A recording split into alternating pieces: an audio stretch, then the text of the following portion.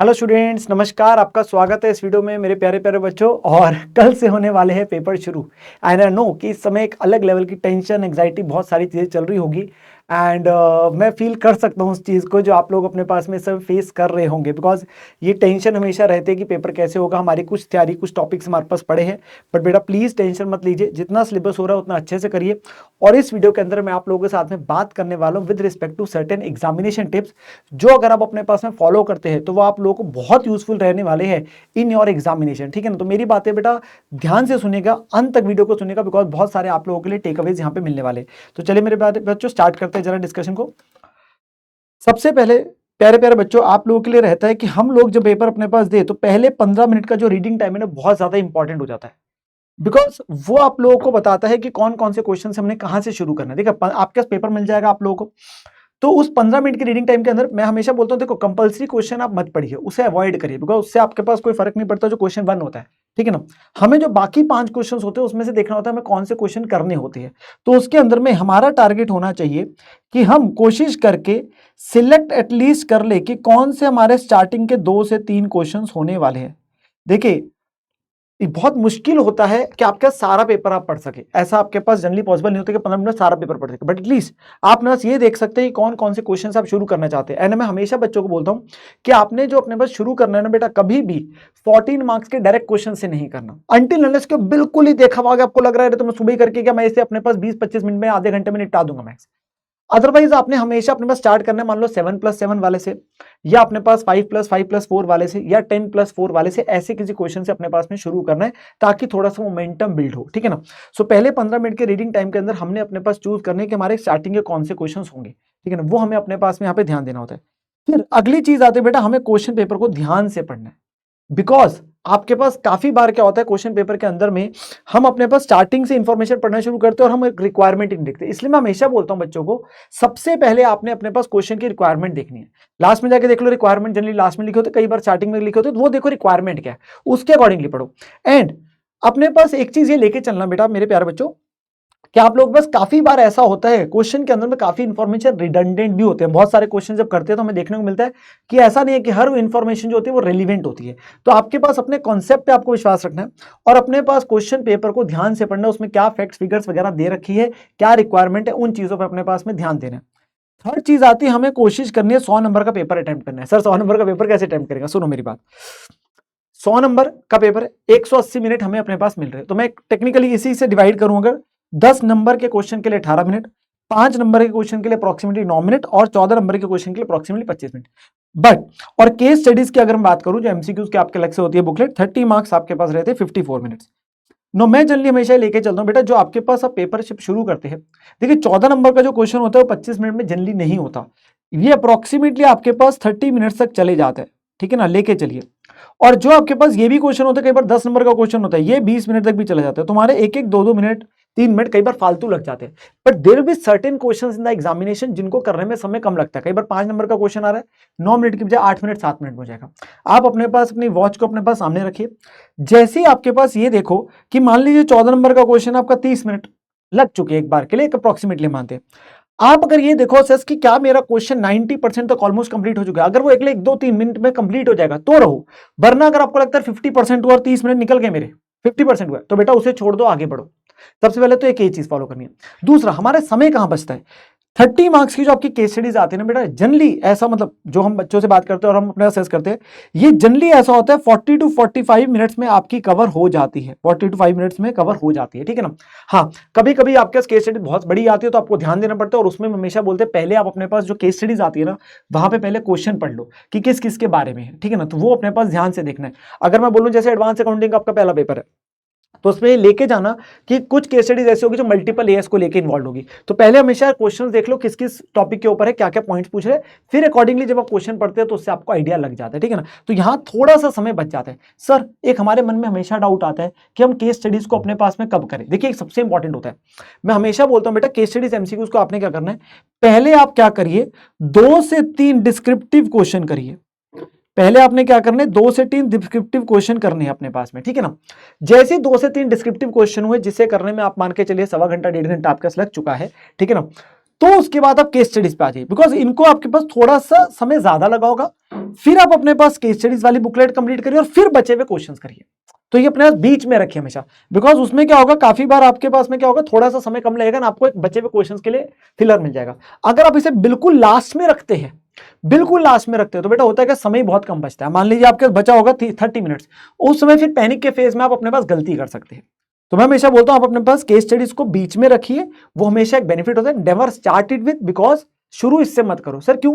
बेटा देखो, पहले 15 मिनट के रीडिंग टाइम में आप लोग अपने पास डिस्क्रिप्टिव को पढ़ रहे हैं, अब आप उस मोमेंटम को अपने पास छोड़ देते हैं और फिर आप एकदम से अपने पास केस स्टडीज पे लग जाते हो, तो आपको 15 मिनट का फायदा नहीं मिल पाता, क्योंकि 15 मिनट में आप केस स्टडीज वाली बुकलेट अपने पास नहीं खोलते, ठीक है ना, तो आपके डिस्क्रिप्टिव पढ़ते हैं। तो इसलिए उस मोमेंटम को बिल्ड करने के लिए आपके पास पहले करो डिस्क्रिप्टिव, फिर इधर आ जाओ, फिर इधर आ जाओ, ठीक है ना।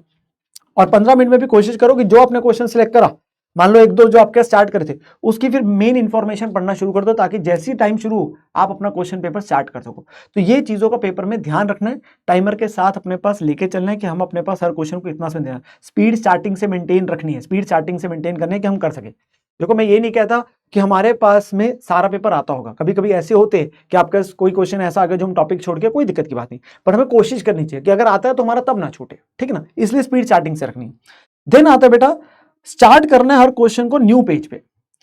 सब parts of the each question should be together. देखो अगर क्वेश्चन 3 है 3B आपके पास आ रहे हैं, तो वो आपके पास कोशिश करो इकट्ठे हो कि 3 है फिर 3B हो, ये ना हो कि 3 है पहले फिर 3B अपना लास्ट में जाके कभी और हो रहा है। तो सब पार्ट्स करना, और जो भी नया क्वेश्चन है प्लीज अपने पास जो मेंटेन करना है, आपको कोशिश करनी है कि वो हमेशा नए पेज से शुरू हो। तो आप क्या करो, अपने पास सेंटर में लिखो, मान लो आपका सॉल्यूशन नंबर 2 है तो सेंटर में लिखो सॉल्यूशन 2,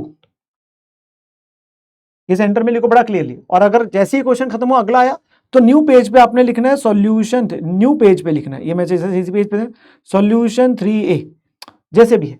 तो मेक श्योर कि आप अपने पास में क्या करेंगे, जो भी है सेंटर में लिखो और नए पेज पे अपना आंसर शुरू करो। फिर अगला आता है मेक प्रॉपर वर्किंग नोट। बेटा मार्क्स होते हैं, मैं बच्चों की टॉपर्स वगैरह की मार्कशीट वगैरह भी होता है, वो भी आप लोगों को हमेशा दिखाता हूं जब आती है।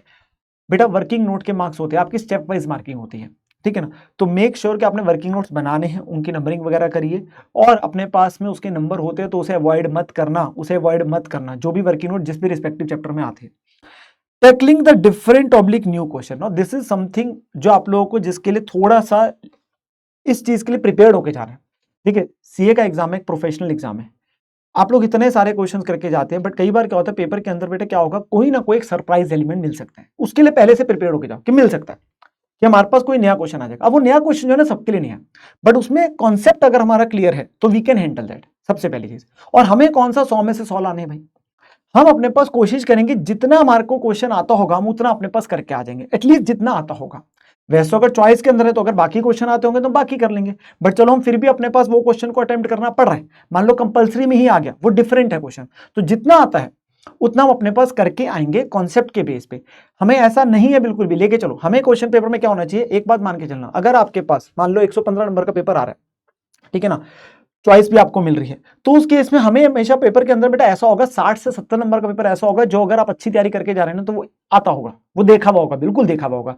हमें कोशिश करनी है कुछ 60 से 70 नंबर में हम एटलीस्ट उसका 80 to 90% सिक्योर कर सके।